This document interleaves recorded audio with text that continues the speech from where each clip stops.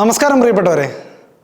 ഇന്ത്യയും ഇറാനും ശത്രുക്കളല്ല മിത്രങ്ങളാണ് എന്ന് അടിവരയിടുന്ന വാർത്തയാണ് ഇന്ന് നിങ്ങൾക്ക് മുന്നിലേക്ക് എത്തിക്കുന്നത്. ഇറാനും ഇസ്രായേലും തമ്മിലുള്ള സംഘർഷം രൂക്ഷമാകുന്ന പശ്ചാത്തലത്തിൽ പശ്ചിമേഷ്യൻ രാജ്യങ്ങളിൽ നിന്ന് ഇന്ത്യൻ പൗരന്മാരെ സുരക്ഷിതമായി നാട്ടിലെത്തിക്കാനുള്ള ശ്രമങ്ങൾ ഊർജിതമാക്കിയിരിക്കുകയാണ് ഇന്ത്യ എന്നറിയാമല്ലോ. ഓപ്പറേഷൻ സിന്ധു എന്ന പേരിലാണ് ഈ ഒരു ദൗത്യം ഇന്ത്യ ആരംഭിച്ചിരിക്കുന്നത്. ഇതുവഴി ആയിരക്കണക്കിന് ഇന്ത്യക്കാരെ ഇതിനോടകം ഒഴിപ്പിക്കാനായിട്ടുണ്ട്. ഇതിൻ്റെ ഭാഗമായി മഷാദിൽ നിന്നുള്ള മഹാൻ എയർ ചാർട്ടേഡ് വിമാനങ്ങളിൽ 1000-ഓളം ഇന്ത്യക്കാരെയാണ് തിരികെ എത്തിക്കാൻ ക്രമീകരണങ്ങൾ ഏർപ്പെടുത്തിയിട്ടുള്ളത്. ഈ വിമാനങ്ങളിൽ ആദ്യത്തേത് കഴിഞ്ഞ ദിവസം രാത്രി ഡൽഹിയിലെത്തുമെന്ന് റിപ്പോർട്ടുകൾ ഉണ്ടായിരുന്നു. പക്ഷേ ഇങ്ങനൊരു ദൗത്യം ഇന്ത്യ ആസൂത്രണം ചെയ്യുമ്പോൾ ഇറാൻ അതിന് വഴങ്ങണമല്ലോ. അപ്പോഴല്ലേ ഇത് കൃത്യമായിട്ട് നമുക്ക് എക്സിക്യൂട്ട് ചെയ്യാൻ സാധിക്കൂ. പക്ഷേ ഇന്ത്യയുടെ കാര്യത്തിൽ മറ്റൊരു രാജ്യത്തോടും സ്വീകരിക്കുന്ന നിലപാടല്ല ഇറാൻ്റേത്. ഇറാനും ഇന്ത്യയും തമ്മിലുള്ള ഊഷ്മളമായ ബന്ധം ഈ ഒരു ഒഴിപ്പിക്കൽ ദൗത്യത്തിൽ വളരെ നിർണായകമായ പങ്ക് വഹിച്ചിട്ടുണ്ട്. അത് എങ്ങനെയാണെന്ന് നമുക്കൊന്ന് പരിശോധിക്കാം. വ്യോമാതിർത്തി തുറന്നു നൽകൽ ഒരു സുപ്രധാനമായ തീരുമാനമായിരുന്നു. സാധാരണയായി അടഞ്ഞുകിടക്കുന്ന വ്യോമാതിർത്തി സംഘർഷാവസ്ഥയിൽ പോലും ഇന്ത്യയുടെ ഒഴിപ്പിക്കൽ വിമാനങ്ങൾക്കായി ഇറാൻ തുറന്നു നൽകി എന്നുള്ളത് വളരെ പ്രധാനപ്പെട്ട ഒരു കാര്യമാണ്. ഇത് ഇന്ത്യയോടുള്ള ഇറാന്റെ പ്രത്യേക പരിഗണനയും നല്ല ബന്ധത്തെയും സൂചിപ്പിക്കുന്ന ഒരു ഉദ്യമമാണ്. മറ്റ് രാജ്യങ്ങളിൽ നിന്നുള്ള വിമാനങ്ങൾക്ക് സാധാരണയായി ഈ അനുമതി ലഭിക്കാൻ സാധ്യത വളരെ കുറവാണ്. ഇനി ഇറാനിലെ ഇന്ത്യൻ എംബസിയുമായി ഇറാനിയൻ വിദേശകാര്യ മന്ത്രാലയം നിരന്തരം സമ്പർക്കം പുലർത്തിയിരുന്നു. ഒഴിപ്പിക്കൽ ദൗത്യത്തിൻ്റെ സുഗമമായ നടത്തിപ്പിന് ഇത് അത്യന്താപേക്ഷിതമായിരുന്നു. വിദ്യാർത്ഥികളെ റോഡ് മാർഗം അർമേനിയയിലേക്ക് മാറ്റുന്നതിലും തുടർന്ന് അവിടെ നിന്ന് വിമാനമാർഗം ഇന്ത്യയിലേക്ക് കൊണ്ടുവരുന്നതിലും ഇറാൻ ഭരണകൂടത്തിൻ്റെ സഹകരണം വിലമതിക്കാനാവാത്തതാണ്. സംഘർഷത്തിനിടയിലും സ്വന്തം പൗരന്മാരുടെ സുരക്ഷ ഉറപ്പാക്കുന്നതിൽ ഇന്ത്യ കാണിക്കുന്ന പ്രതിബദ്ധതയെ ഇറാൻ അംഗീകരിക്കുകയും അതിന് പിന്തുണ നൽകുകയും ചെയ്തു എന്നതാണ് വളരെ മികച്ച ഒരു കാര്യമായി നമുക്കിതിൽ നിന്നും മനസ്സിലാക്കാൻ സാധിക്കുന്നത്. മറ്റൊരു സുപ്രധാനമായ കാര്യം, ചില ഇന്ത്യൻ വിദ്യാർത്ഥികൾക്ക് സംഘർഷത്തിനിടയിലേറ്റ പരിക്ക് സംബന്ധിച്ച വിവരങ്ങൾ പോലും ഇറാൻ ഉദ്യോഗസ്ഥർ ഇന്ത്യൻ അധികൃതരുമായി കൃത്യമായി ആശയവിനിമയം നടത്തി അറിയിക്കുകയും അതിന് ആവശ്യമായ സഹായങ്ങൾ നൽകുകയും ചെയ്തിട്ടുണ്ട്. ഇസ്രായേലിനോട് അത്രത്തോളം ഇടഞ്ഞു നിൽക്കുമ്പോഴും ഇന്ത്യയോട് ഇറാൻ കാണിക്കുന്ന സ്നേഹവും കരുതലും ഇതോടുകൂടി എത്രത്തോളമാണെന്ന് നമുക്ക് മനസ്സിലാക്കാം. ഇന്ത്യയും ഇറാനും തമ്മിൽ ചരിത്രപരമായി തന്നെ വളരെ നല്ല ബന്ധമാണുള്ളത്. വ്യാപാരം, സംസ്കാരം, തന്ത്രപരമായ താല്പര്യങ്ങൾ എന്നിവയിലെല്ലാം ഇരു രാജ്യങ്ങൾക്കും പൊതുവായ താല്പര്യങ്ങളുണ്ട്. ഈ ദീർഘകാലത്തെ സൗഹൃദമാണ് ഇപ്പോൾ ഒരു പ്രതിസന്ധി ഘട്ടം വന്നപ്പോൾ വലിയൊരു സഹായമായി മാറിയിരിക്കുന്നത്. നരേന്ദ്രമോദിയുടെ ഇടപെടൽ വളരെ പ്രശംസനീയമാണ്. മറ്റു രാജ്യങ്ങൾ തങ്ങളുടെ പൗരന്മാരെ ഒഴിപ്പിക്കാൻ പലപ്പോഴും വലിയ തടസ്സങ്ങൾ നേരിടുമ്പോൾ ഇന്ത്യക്ക് ഇറാന്റെ ഭാഗത്തു നിന്ന് ഇങ്ങനെ ഒരു പിന്തുണ ലഭിക്കുന്നത് ആ ബന്ധത്തിന്റെ ആഴം എത്രത്തോളമാണെന്ന് വ്യക്തമാക്കുന്നതാണ്. ചുരുക്കത്തിൽ ഓപ്പറേഷൻ സിന്ധു വിജയകരമാകുന്നതിന് ഇറാൻ നൽകിയ ഈ സഹായങ്ങൾ ഇന്ത്യയോടുള്ള അവരുടെ പ്രത്യേക പരിഗണനയുടെയും പരസ്പര ബഹുമാനത്തിൻ്റെയും വ്യക്തമായ തെളിവാണ്.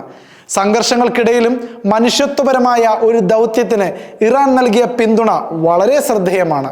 ഇറാനിൽ നിന്ന് പൗരന്മാരെ ഒഴിപ്പിക്കാൻ ഇന്ത്യ ഓപ്പറേഷൻ സിന്ധു ആരംഭിച്ചത് ദിവസങ്ങൾക്ക് മുമ്പാണ്.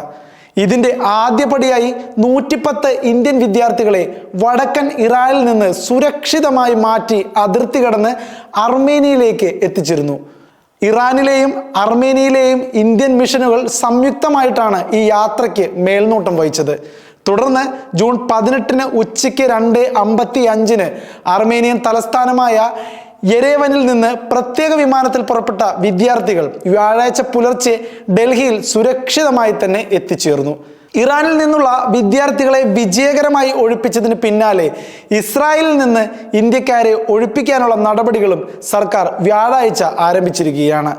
ഔദ്യോഗിക പ്രസ്താവന പ്രകാരം ഇന്ത്യൻ പൗരന്മാരെ കര അതിർത്തികൾ വഴി ഒഴിപ്പിക്കുകയും തുടർന്ന് വിമാനമാർഗം ഇന്ത്യയിലേക്ക് തിരികെ എത്തിക്കുകയും ചെയ്യുമെന്നാണ് അറിയാൻ കഴിയുന്നത്. ടെൽ അവീവിലെ ഇന്ത്യൻ എംബസിയാണ് ഈ പ്രവർത്തനങ്ങളുടെ ഏകോപനം നടത്തുന്നത്. ഇസ്രായേൽ ഇറാൻ സംഘർഷം 8ാം ദിവസവും കടന്ന് വളരെ തീവ്രമായി തന്നെ മുന്നോട്ട് പോകുമ്പോൾ ഇറാൻ പുതിയ ആയുധങ്ങൾ പ്രയോഗിച്ചതായി റിപ്പോർട്ടുകൾ പറയുന്നുണ്ട്. റോയിട്ടേഴ്സ് റിപ്പോർട്ടുകൾ പ്രകാരം ക്ലസ്റ്റർ ബോംബുകൾ അടങ്ങിയ മിസൈലുകളാണ് ഇറാൻ ഇസ്രായേലിനെതിരെ പ്രയോഗിച്ചതത്രേ. ഇസ്രായേൽ സൈന്യത്തെ ഉദ്ധരിച്ച് പുറത്തുവരുന്ന റിപ്പോർട്ടുകൾ പ്രകാരം സംഘർഷത്തിൽ ഇറാൻ ക്ലസ്റ്റർ ബോംബ് പ്രയോഗിക്കുന്നത് ഇത് ആദ്യമായിട്ടാണ്. ക്ലസ്റ്റർ ബോംബുകളുടെ അപകടാവസ്ഥ വളരെ വലുതാണ്. മിസൈലുകളിൽ പോർമുനയായി സ്ഥാപിക്കുന്ന ക്ലസ്റ്റർ ബോംബുകൾ ലക്ഷ്യസ്ഥാനത്ത് പതിക്കുമ്പോൾ 50 100 ബോംബുകളായി ചിതറിത്തെറിക്കുന്നവയാണ്. ഇത് വലിയ നാശനഷ്ടങ്ങൾക്ക് കാരണമാകുമെന്ന് റിപ്പോർട്ടുകൾ പറയുന്നു. ഇറാൻ സാധാരണക്കാരായ ജനങ്ങളെ ലക്ഷ്യമിട്ടാണ് ഈ നിയമവിരുദ്ധമായ പ്രയോഗം നടത്തിയതെന്ന് ഇസ്രായേൽ സൈന്യവും അവരുടെ പ്രധാനമന്ത്രിയായിട്ടുള്ള നെതന്യാഹുവും ആരോപിച്ചിരുന്നു.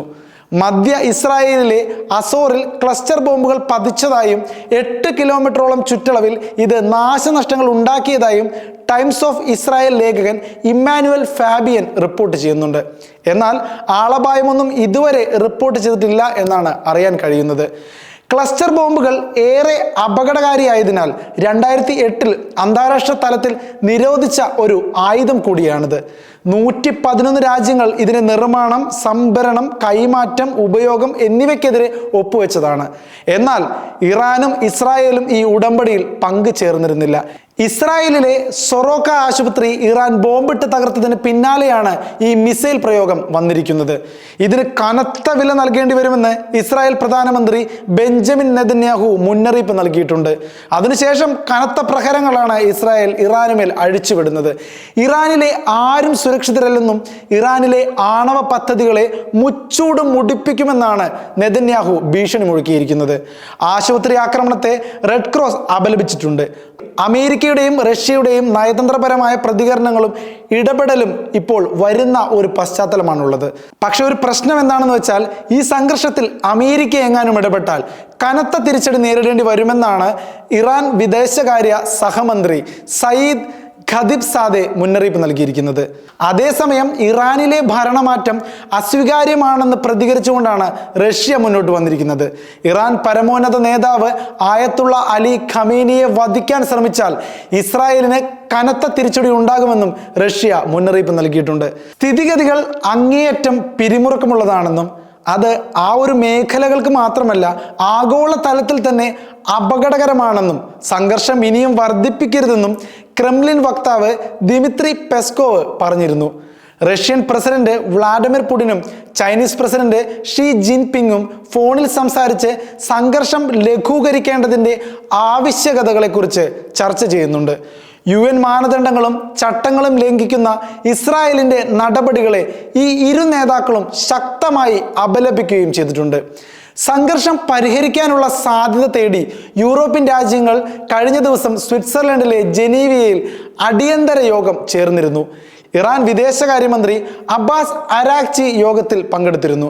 US ഭരണകൂടത്തിന്റെ പിന്തുണയോടെയാണ് യോഗമെങ്കിലും US പ്രതിനിധികൾ ആരും തന്നെ ഈ യോഗത്തിൽ പങ്കെടുത്തിരുന്നില്ല. ഇറാൻ ആണവ പദ്ധതി ഉപേക്ഷിക്കാൻ സമയം അനുവദിക്കുന്നതിനാണ് ട്രംപ് അനുമതി നൽകിയതെന്ന് വാൾസ്ട്രീറ്റ് ജേണൽ റിപ്പോർട്ട് ചെയ്യുന്നുണ്ട്. ഇറാനിലെ ഫോഡോ ആണവ സമ്പുഷ്ടീകരണ കേന്ദ്രം തകർക്കാൻ ഇസ്രായേലിനെ സഹായിക്കുന്നത് ട്രംപ് പരിഗണിക്കുന്നതായും റിപ്പോർട്ടുകളിൽ പറയുന്നുണ്ട്. അമേരിക്ക ഇടപെടുന്നത് ഇറാനെ നശിപ്പിക്കാൻ വേണ്ടിയിട്ടാണ് എന്നുള്ളതിനാൽ അമേരിക്കയെ ശക്തമായി താക്കീത് ചെയ്തുകൊണ്ടാണ് ഇറാൻ വക്താക്കൾ രംഗത്ത് വരുന്നത്. ഇറാൻ ഒരിക്കലും ഈ ഒരു യുദ്ധത്തിൽ കീഴടങ്ങില്ല എന്ന് തന്നെയാണ് ആയത്തുള്ള ഖമേനി അടക്കം തറപ്പിച്ചു പറയുന്നത്. പക്ഷേ ഈ ഒരു സാഹചര്യത്തിലും ഇറാൻ ഇന്ത്യയെ പോലുള്ള രാജ്യങ്ങളോട് കാണിക്കുന്ന മാനുഷിക പരിഗണന പ്രശംസനീയമാണ്. ഇറാനിലെ ഇന്ത്യൻ പൗരന്മാരെ ഒഴിപ്പിക്കുന്നതിനു വേണ്ടി ഇന്ത്യ ആസൂത്രണം ചെയ്ത ഓപ്പറേഷൻ സിന്ധു എന്ന ദൗത്യത്തിന് ഇറാൻ നൽകിയ പിന്തുണ മുൻപെങ്ങും മറ്റൊരു രാജ്യങ്ങളും നൽകാത്ത വിധം വളരെ സ്വാഗതാർഹമാണ് എന്ന് പറയാതെ വയ്യ. അമേരിക്ക പോലും ഇന്ത്യയോട് ഇത്തരത്തിലൊരു പെരുമാറ്റം വളരെ സൗഹാർദ്ദപരമായി നടത്തിയിട്ടില്ല. അതുകൊണ്ട് തന്നെ ഈ ഒരു യുദ്ധ പശ്ചാത്തലത്തിലും ഇറാൻ ഇന്ത്യ ബന്ധം വളരെ സുദൃഢമായി തന്നെ മുന്നോട്ട് പോവുകയാണ് എന്നതിൽ ആശ്വസിക്കാം. അതുകൊണ്ട് തന്നെ ഇന്ത്യയുടെ സുഹൃത്തു കൂടിയായ രാജ്യം ഇസ്രായേലുമായി ഇറാന്റെ ഈ ഒരു യുദ്ധ സമാനമായ പശ്ചാത്തലത്തിൽ പോലും ഇറാൻ ഇന്ത്യയോട് കാണിക്കുന്ന ഈ മാനുഷിക പരിഗണന അല്ലെങ്കിൽ സൗഹാർദ്ദം വളരെ എടുത്തു പറയേണ്ട ഒന്ന് തന്നെയാണ്.